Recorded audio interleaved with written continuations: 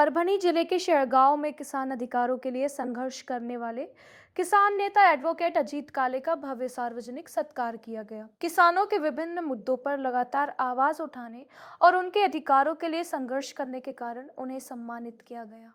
बताया गया कि वर्ष 2020 के फसल बीमा प्रकरण में परभनी जिले के करीब 85,000 किसानों को लगभग 65 करोड़ रुपए का बीमा दिलाने में उनकी महत्वपूर्ण भूमिका रही। उन्होंने यह मामला किसानों के हित में बिना किसी फीस के लड़ा था।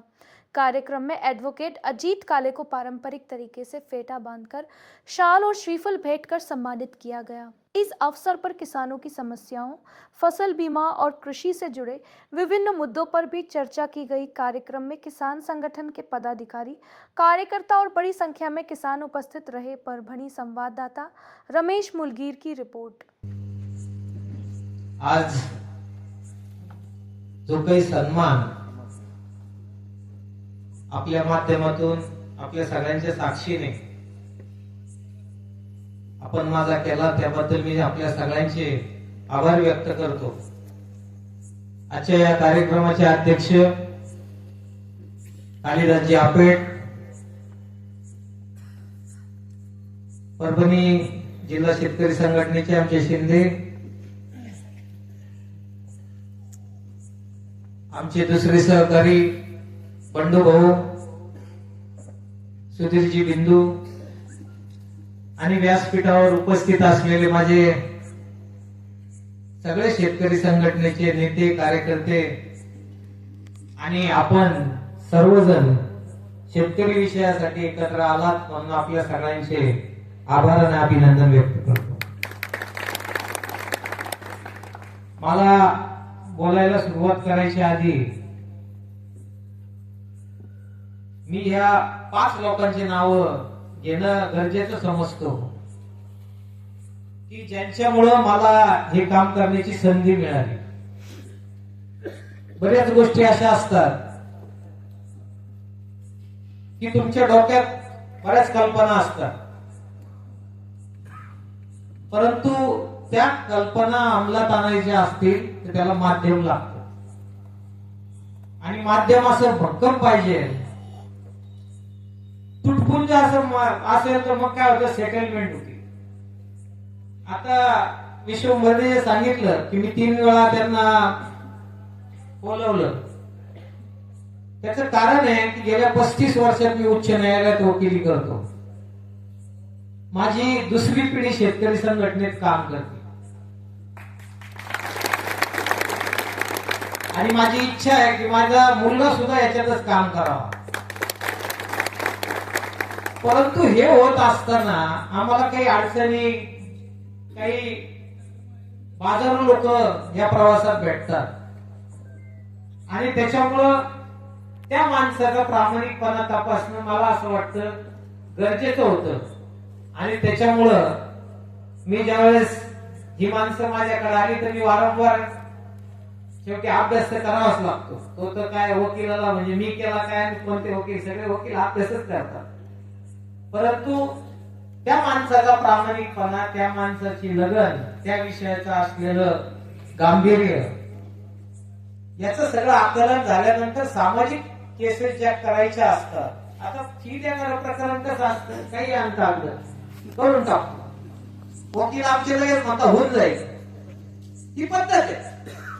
परंतु ज्यावेळेस आपण एखादं सामाजिक काम करण्याचा निर्णय घेतो, मी यांना पहिल्या भेटीतच सांगू शकलो असतो किंवा शेतकरी संघटनेचं काम आहे किंवा त्या विषयाला धरून असलेलं सामाजिक काम आहे, मी पैसे घेणार नाही, परंतु त्याचं महत्व राहिलं नसतं। ज्यावेळेस 3 चक्रा मारल्या त्यावेळेस त्यांच्या पण लक्षात आलं की हा खडतर प्रवास आहे, याच्यासाठी आपल्याला तयार राहिलं पाहिजे, आपल्याला शेवटपर्यंत याचा पाठपुरावा करावा लागेल, तेव्हा हा काहीतरी संघर्ष कुठेतरी ज्या निर्णायक परिस्थितीत जायचं तिथं जाईल। त्याच्यामुळं 3ऱ्या वेळा मी यांना होकार दिला आणि त्यावेळेस सांगितलं की मी ही केस निशुल्क अशी लढणार आहे। आता यामधले हे 5 जण जे आहेत, मी खरं कधी कधी असं वाटतं की मला माझ्या या सगळ्या आयुष्याच्या 35 वर्षाच्या वकिलीमध्ये की बऱ्याच वेळा असं होतं की शिक्षक माणूस आला आमच्याकडं की आमचा किस पाडून टाकतो.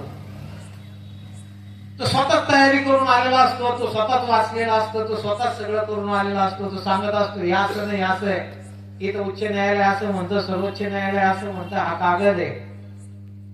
आणि कधी कधी किर होतो आम्ही त्या गोष्टीला. आम्हाला माहिती काही गोष्टी चुकतात, पण त्या बिचाऱ्याचं, कारण की शिक्षक आहे शेवटी, त्यांनी जे काही वाचन केलं तो सांगायचा प्रयत्न करतो.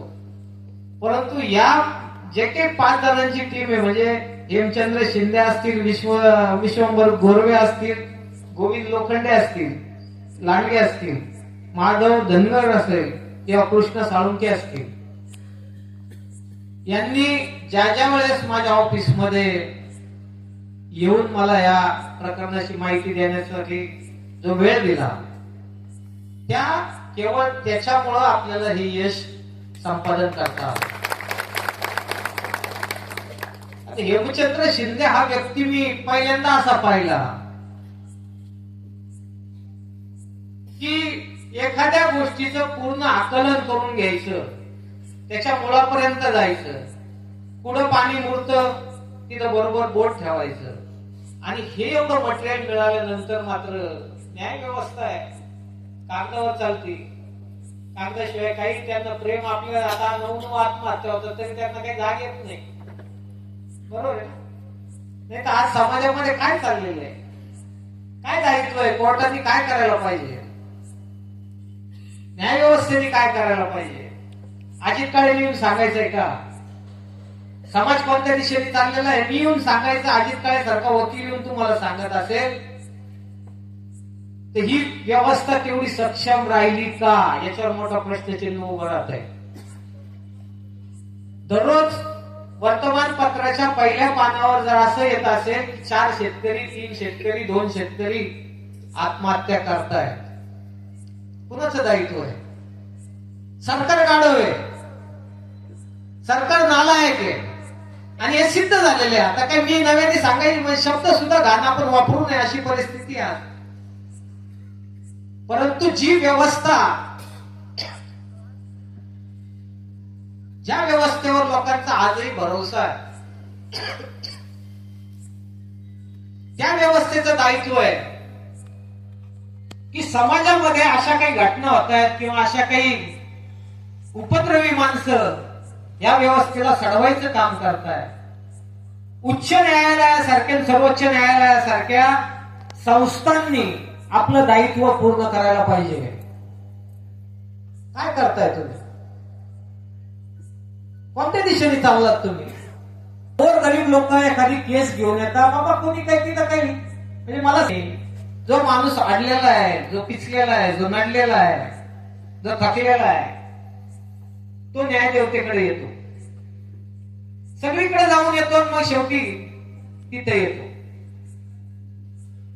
मग अशी प्रकरणं ऐकायला जर 54 तारखा आम्हाला कोर्टात लढवाव्या लागत असतील तर तुम्ही विचार करा, वाईट वाटतं. 35 वर्षाची वकिली माझी उच्च न्यायालयातली आहे, परंतु कदाचित मी एक असा वकील असेल